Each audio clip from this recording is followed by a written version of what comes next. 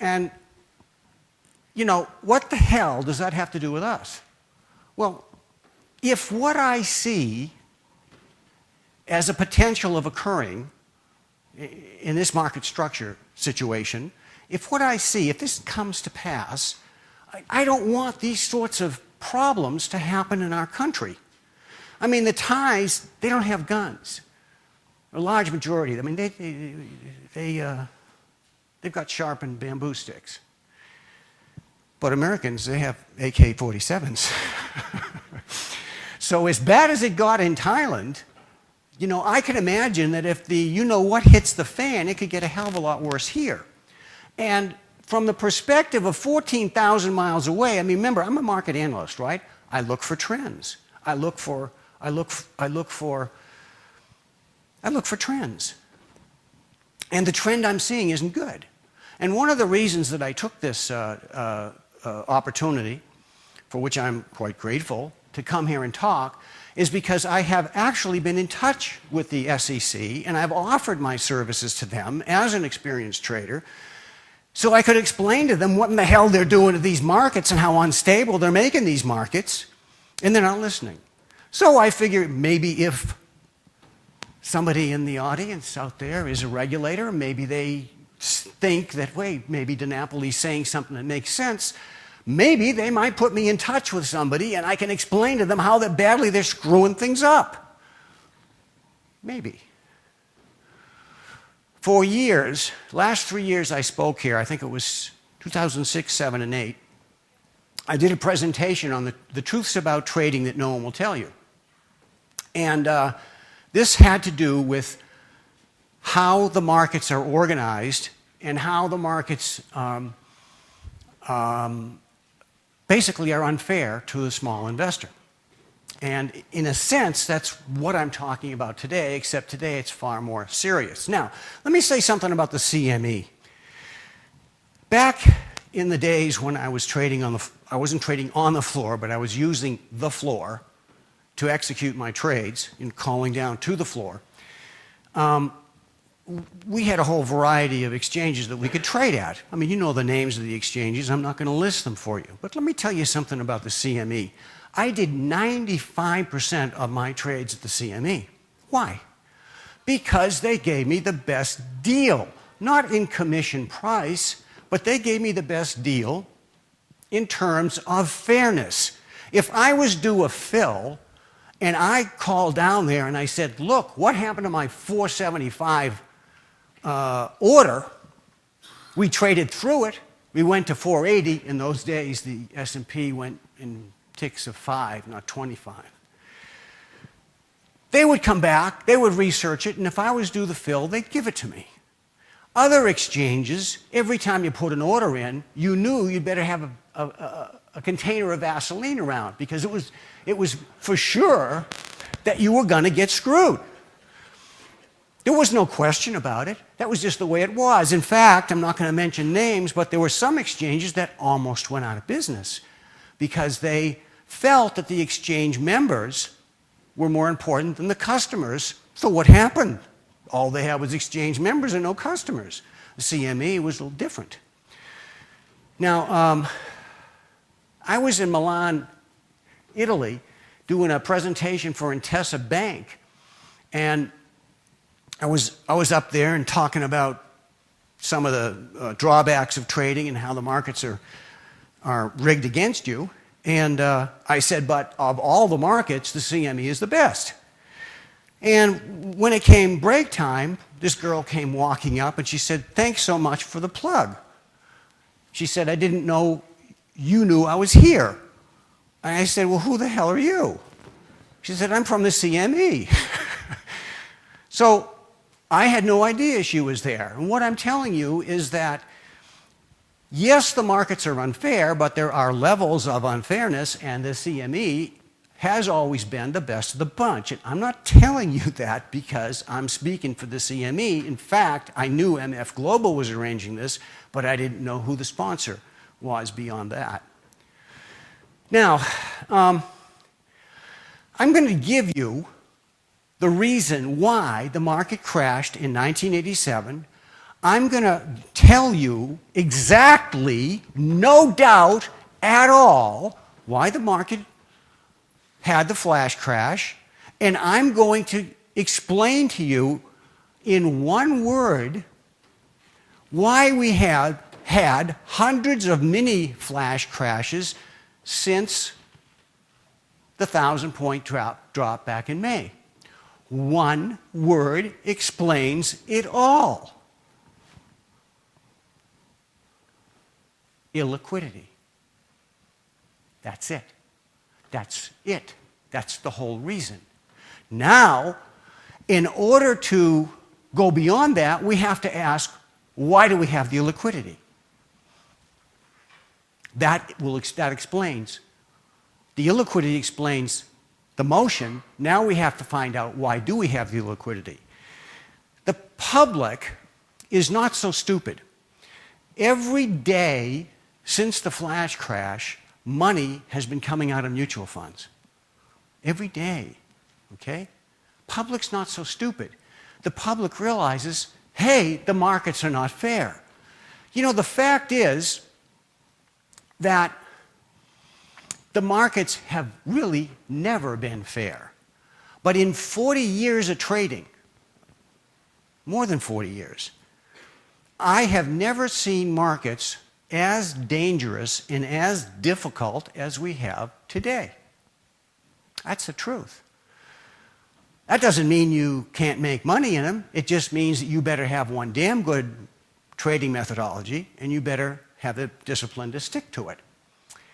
Now, what you need to understand about illiquid markets is that illiquid markets compromises every trading strategy.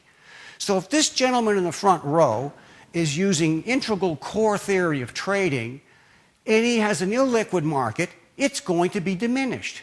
If the person next to him, one of my guys named Jason, he's a trainer, Dinapoli trainer, if he's using Dinapoli techniques and he is trading in illiquid markets, the accuracy and the benefits from those techniques are going to be compromised. If you're using Elliott wave or you're using anything else, illiquidity causes more problems with every trading system. Therefore, it raises the risk. If you're a good trader and you have higher risk, the first thing you do is reduce size. Illiquidity, therefore, breeds more illiquidity. You got that? You see how it works? Risk goes up, size goes down. Very simple. Now, you need to understand that you cannot confuse volume with liquidity. You got two guys trading 100 million shares. That is not the same as 100 million people trading 2 shares. The 100 million people trading 2 shares, that's liquidity. The 2 guys trading 100 million shares, that's painting the tape. That's making you think. By the way, painting the tape is a term that comes from, I think, back to about 1970, 1960. And it's illegal. Not that any of the regulators have the time to penalize anybody for any of this stuff. How many people went to jail for fraudulent short selling? Any idea? You did? I'm sorry, I'm joking. I'm sorry, I know. 0. Yeah, really. You know? So they walk away with their hundreds of millions of dollars, and what are they going to do? They're going to do it again. They'll find a different way, but they'll do it again. So, just because you may have a lot of volume, which of course we don't have anyway, but let's say you had a lot of volume, doesn't mean you have liquidity. Now, let's talk a little bit about market structure. If any of you are ever able to get to Poland and you go to Krakow, there is the most fascinating place you can visit. It's the salt mines. Back, I don't know, 100 years ago, 150 years ago, whatever it was, there's a lot of money in mining salt. And when you mine salt, it gets dangerous. And the only way you can prevent cave-ins is to see that market structure? Look what they did to hold up the roof. See those big, look at these big beams. I mean, I'm an engineer. I know something about structure, okay? These things are big, huge, beamy, 8 by 8s, 10 by 10s. Cribbing that's solid, all right? And when you look at that, you go, whoa, I guess I'm going to be okay down here. The roof's not going to fall in. Well, for a large part of my 40 years of trading, markets looked something like this internally. Not all the time, but a lot of the time. This is what we have today. This is the way I see the markets today as a professional trader. This is what we have today, and this is what I'm concerned about, right there. I'm concerned about a collapse. Now, in order for you to understand what I'm talking about, we have to go through some basics. And the first basic we need to understand is price. If you go down here to Payards and you want to buy a sandwich, you look at the menu, and they got $10 for a sandwich. That's the ask. Okay. Chances are it's the last, because the last guy paid $10 for the sandwich, and you're going to pay $10 for the sandwich. The last and the asked are the same. Now, if I want to go down to Payards and say, hey, that sandwich doesn't look like it's worth $10, I'll only give you 9, that would be the bid. Now, chances are they're not going to come down to my bid. They're going to go, please, sir, go away. So when we're looking at a menu, we can pretty much assume that the last and the asked are the same. If we look at a track of houses, let's say, and they're all just the same, no difference at all, perfectly the same, and the asking price for those houses are $200,000, and we can make a bid. We can make a bid of $180, trying to buy that particular house. That would be the bid. That would be the ask. Now, what about the last? Well, the last might be $210, or the last might be $190, or the last might be $150. It might depend upon interest rates.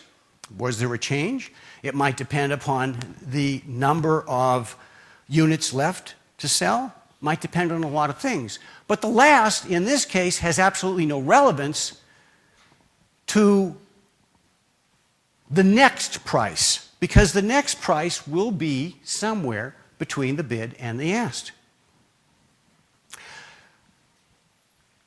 Let's talk about orders. Let's talk about a limit order. A stock's trading at 25. You put in a limit order to buy at 24. The stock comes down to the limit and typically has to go through the limit in order for you to be filled. That is a limit order. Now let's talk about a protective stop. Let's say you buy the stock at 24, you got filled, and you put a stop loss at 22. If you come down and you hit that stop loss now becomes a market order. That market order is not executed at the last, the market order is executed at the bid. Let me repeat this, because I know I do these private seminars in Bangkok, and it absolutely amazes me. I get people in there that have been trading for several years. They don't understand that. They don't understand the difference between the last and the next. Okay? They think because the last was 24, that the next, or the price they're going to get when they go to the market, is going to be 24. 24 has nothing to do with whatever you're going to be filled at. Forget it. It's ancient history. It happened 1,000 years ago. You're going to get filled at the bid. If the bid's 23, you get filled there. If the bid's 22, you get filled there. But it gets worse.